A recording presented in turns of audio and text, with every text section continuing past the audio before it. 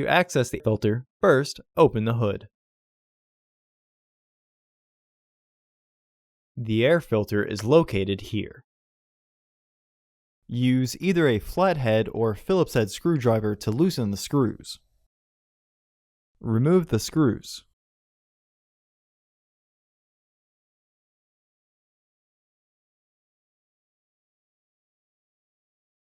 Lift the housing and free the tabs from their catch.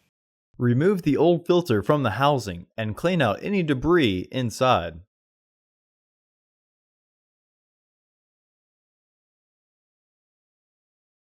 Insert your new filter into the housing. Make sure the tabs are secure in their catch.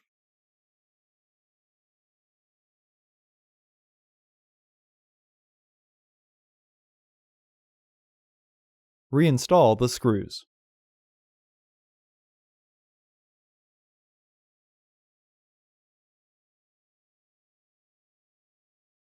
Close the hood.